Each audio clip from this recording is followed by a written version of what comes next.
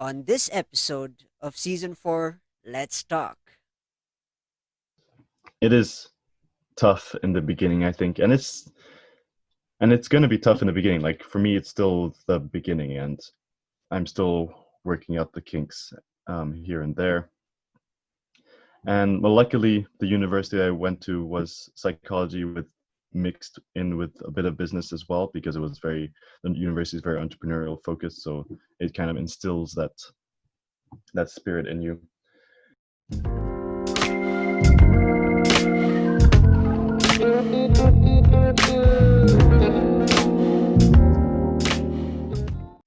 Hey folks, welcome back to the Rajiv Show, and I'm your host Rajiv Doreswamy. And this show aims to help reach out to those who are currently struggling in life and to remind you that life is indeed beautiful when you're inspired to make it your own. All right, folks, welcome back to another new episode. And this time, my guest is from Switzerland. Folks, we're going international with the Rajiv Show. And my very first guest from Switzerland, Oskar Woehr. Hey pal, how you doing? How is it going over there? Amazing, loving your energy, man. Thanks for having me on. Awesome, awesome. Could you give a short background of who you are? Yeah, for sure. Right now, I'm living in Switzerland. I finished my studies in psychology last year, and I'm embarked on my entrepreneurial journey of be- doing life coaching and helping people and businesses work more efficiently and be more productive so that they can live a more joyful and authentic life. That's the business I'm working on right now. Awesome, awesome. The first question that I have in mind is, if you and I were classmates in high school, who were you? Are you the big guy who's in the field or playing basketball or playing sports, or are you the shy guy who's always into books? Probably in between. Oh, Because I wasn't reading that much. But I liked computers, so I guess I was more the geek or nerd dude. But I would support my friends who were playing basketball by being the camera guy, ooh, or playing playing that's like cool. pool during breaks. Yeah, I think I was more of the shyer type, and that's what people would say as well. Like, why are you shy? But um, no, I still learned a lot, and high school, yeah, it wasn't the best, but still, it wasn't the worst because I tended to stay quiet. Like people would just ignore me, I think.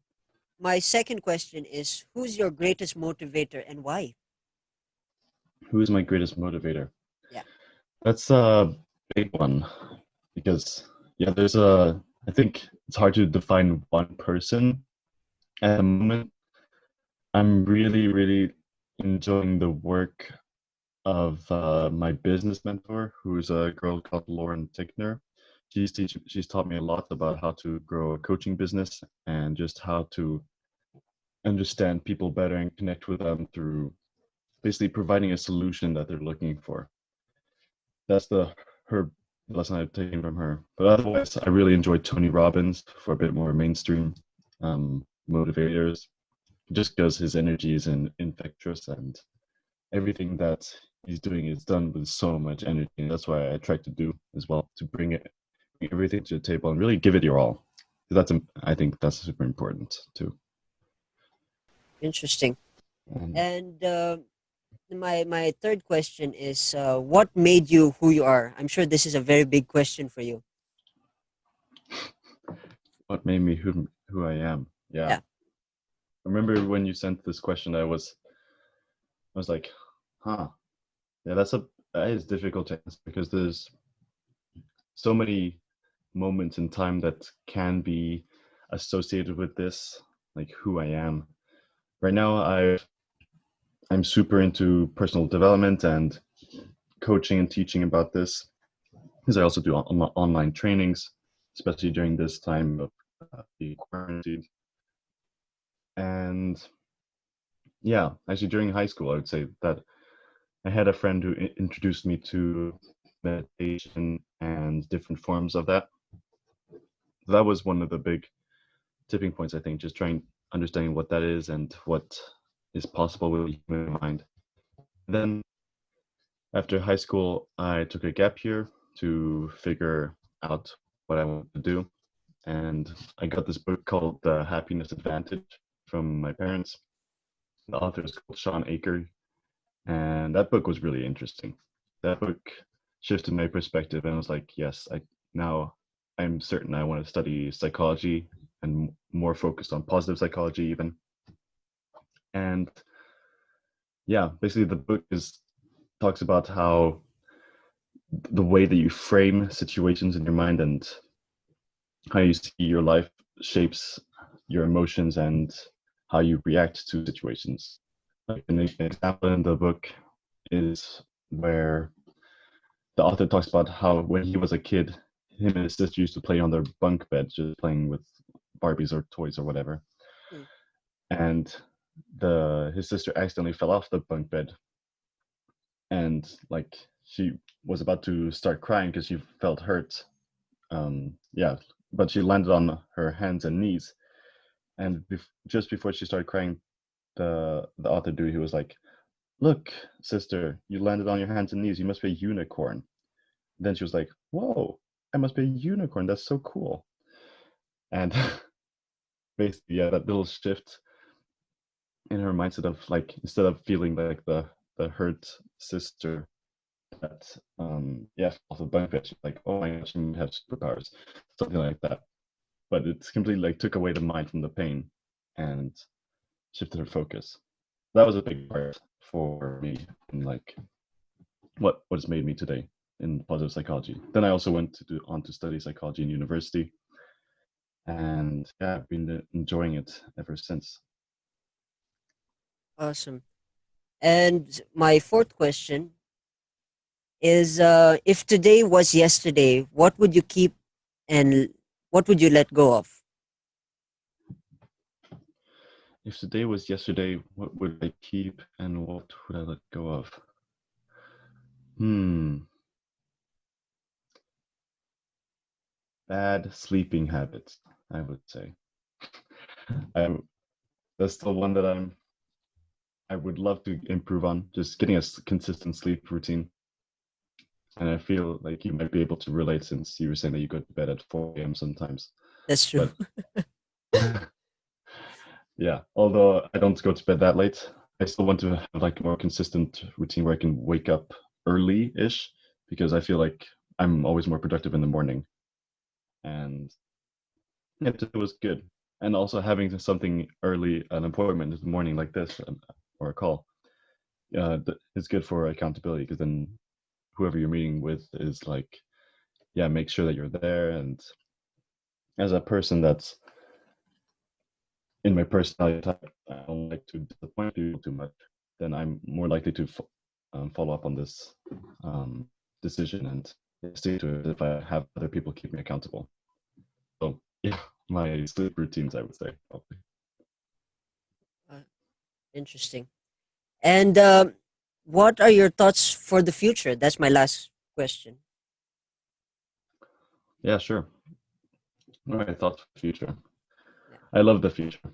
I think it's super cool, especially now where we can everything can be done digitally. I'm very much into tech as well, since especially now since my work is online, and I'm excited about the future, like what it holds, and how we're digitally advancing.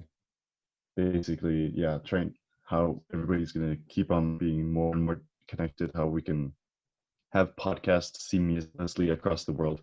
I love that. That's so cool. And yeah, hopefully we can also be in virtual reality soon while recording our own podcast. So I'm excited for that. Awesome. All right. We're gonna get into the motivation and philosophy segment where I want to ask you, since you mentioned psychology earlier, what is the motivational or philosophical quote that you kept throughout your journey from humble beginnings, of course, till entrepreneurship? Like, what's that quotation that you kept with you for a very long time? So when it comes to quotes, actually, I'm before I answer your question, I'm very curious because there are a couple quotes that come to mind, but I'm actually super interested. When you ask this question to other people, do you find that people in general have a quote that they live by in life, Rajiv? Mostly, yes. Most of the people that I know of. That's super interesting. Yeah, because I haven't asked this question, but definitely for me, like there are two quotes that come up. One that I got from a friend in high school. He said that if you don't ask, the answer is automatically a no. So which is basically, yeah, you gotta just ask. And the worst that you can get is a no if you ask for what you want. And then the second one that I got from a mentor of mine in like 2 or 3 years ago was trust the process, which is kind of similar. And that one resonates with me because it's about, yeah, letting go of any fears or expectations as well, and simply knowing that everything will work out and to trust the process. Yeah. Hmm, interesting. And then we're gonna switch on to our my favorite topic, which is entrepreneurship talk segment. Since you mentioned earlier that you are on an entrepreneur, my first question Mhm. from entrepreneurship is, um, how does how does it feel to work in a uh, how does it feel to work in a new environment? Are you still adapting? Have you adapt? Are you still in the learning stage, Mhm. or you're in the mid? What level are you at, and how are you Yeah. coping with that? Yeah, for sure. That's a good one because basically, so I finished university last year, July last year, and for the first until the end of 2019, basically, was quite hectic. Like trying to figure out what the fuck am I doing, how am I supposed to work, and not having a routine. And yeah, that wasn't too great. And until then, yeah, I just didn't have a plan. I think because well, at least I felt like I wasn't progressing, but I was just playing video games all day as well. So basically, I didn't know what I wanted. I think, but I wanted to try this entrepreneurial journey, and luckily, I was able to, yeah, go back to living with my parents and try that out. And then, when in January, my dad and I, because we also have a startup together, we created a more concrete plan for that, and also myself for my coaching um, business. I've yeah now I'm in the stage where I'm making yeah taking action daily, and I know what I need to do to grow my businesses. So yeah, right now I'm in this phase of basically growing it. And but one thing that really helped me in my current coaching business is getting a mentor and a business coach. So like 6 weeks ago, I bought this course where I get coaching and have material to go through by myself, and that's really changed my perspective because this is a person that's done what I already want to do, and she's teaching me everything that I need basically to work and progress so much faster, and it's helped me a shit ton. That's what that's where I'm at right now. Awesome. Uh, Before I get into the next question, we're gonna have a short break, and then I will see you folks in a while.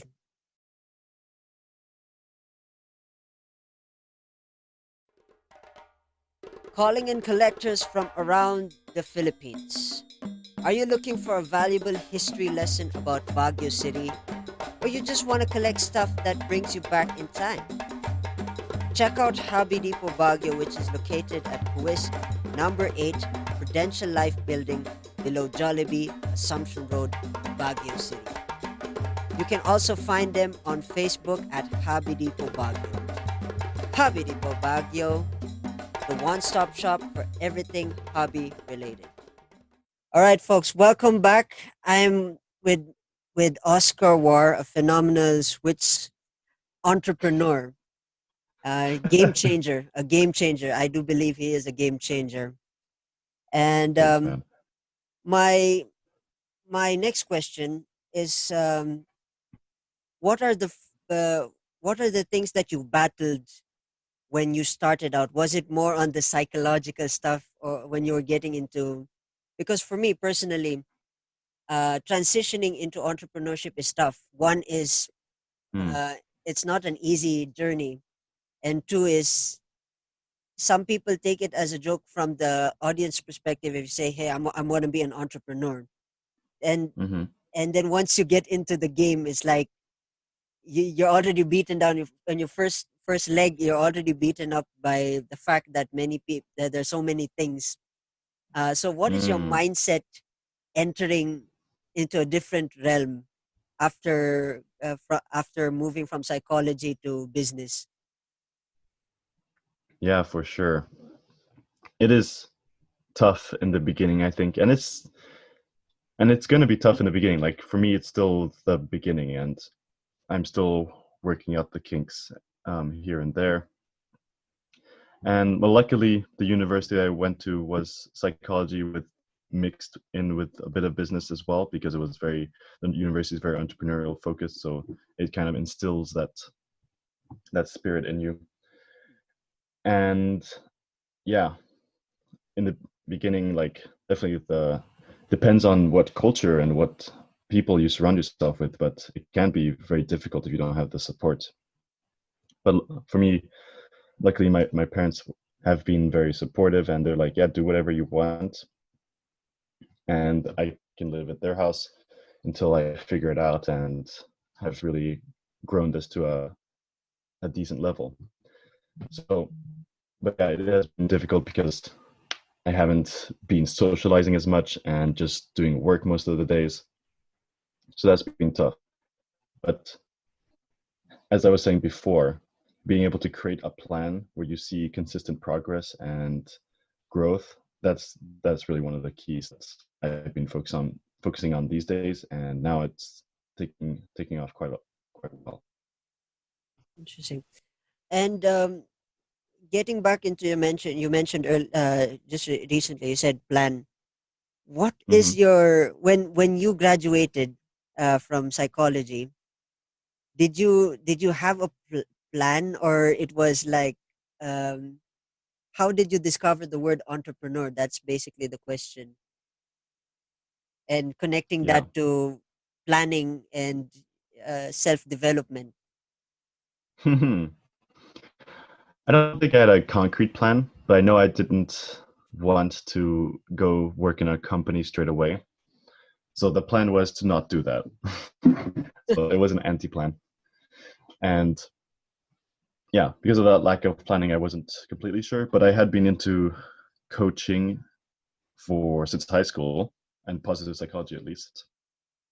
And during university as well, during the 4 years, I had done different projects, created a conference, for example. So that was one of my biggest projects.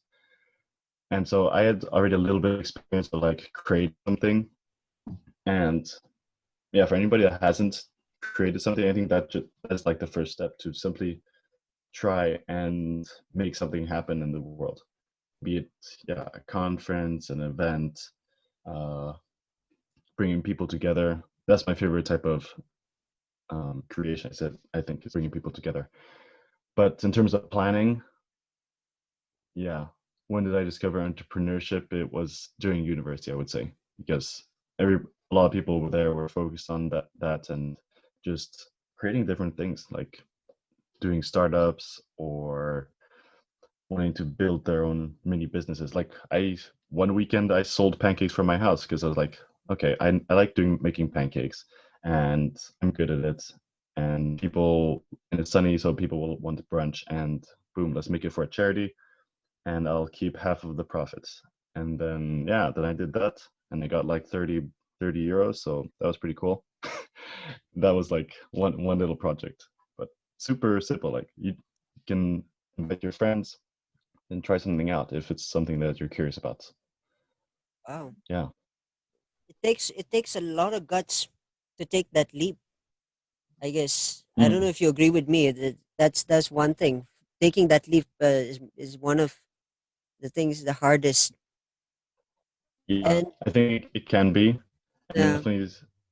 depends on your environment as well. Like, luckily, my environment was very supportive of trying new things, and yeah, especially like for this pancake project, I had one friend that was like who was studying law, and he was like, "Watch out! If you poison somebody, you could get sued." I was like, man, why are you giving me this?" Because then I was like, I was hesitating if I should do it or not, but I was like, no, it's very unlikely that I'm going to poison somebody because it's pancakes. And yeah, then I still went ahead of it, and my roommates were like, yeah, it's fine. And anyway, everybody that attended were like friendly people and people I knew, so it was totally fine. But there will always be a little bit of opposition, I feel.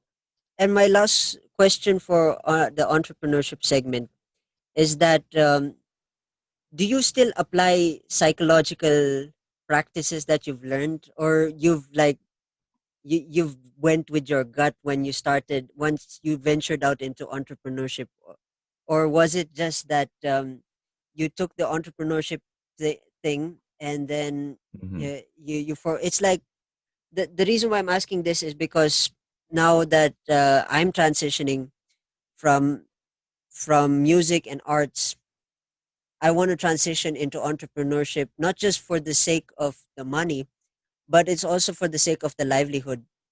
And of Mm. course, it's as I mentioned earlier, it's a different ball game. It's there's a lot of due diligence, not just from the monetary side. It's also the emotional, who you associate yourself with, the vibe of the Hmm. people. So for me, I'm really looking to stem out from the Yeah. music community and the art community because the way I see it, Hmm. it's like a habit. Basically, if you're used to, you mentioned also morning routines. It's like it's like a habit where if you sleep on a regular basis, it becomes for 10 years. For the next Yeah. succeeding 50 years, probably it's going to be the same pattern. So for me, I really Yeah. want to disconnect my habits with music and arts so that I can focus and learn and grow more on entrepreneurship. Is that the same thing with you and psychology Mm. and entrepreneurship? Did you disconnect, or are you planning to Mm. disconnect with psychology, or you're using it to your advantage, like you're using it to your own play?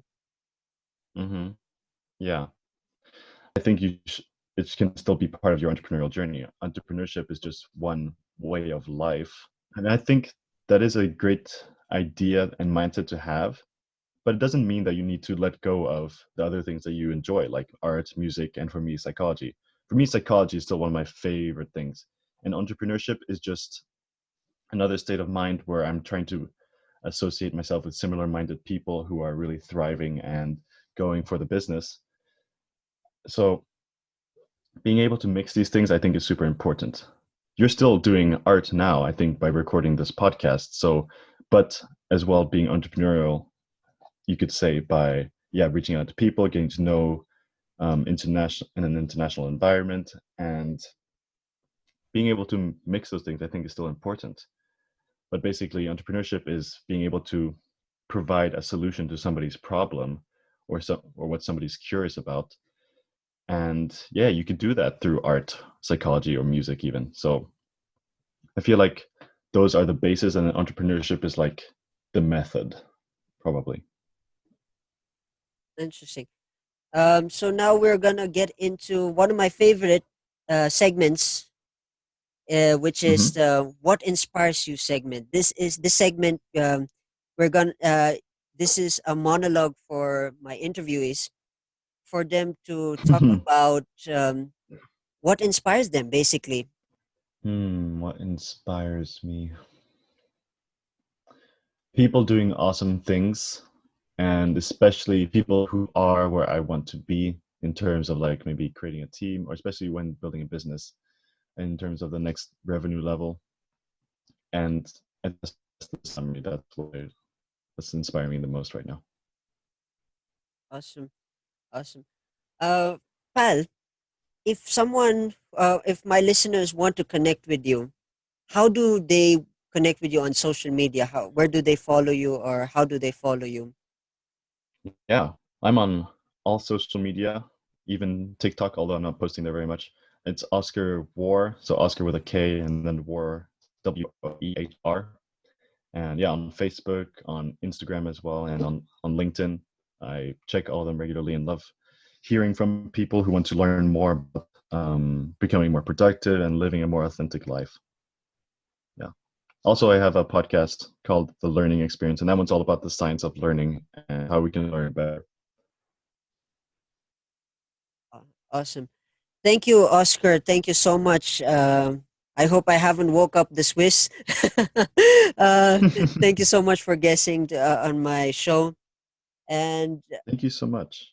Man, it's us, actually been cool. I mean, just to let somebody speak about themselves, that's um really kind and honorable of you because people love talking about themselves, like I was saying to you before we hit record.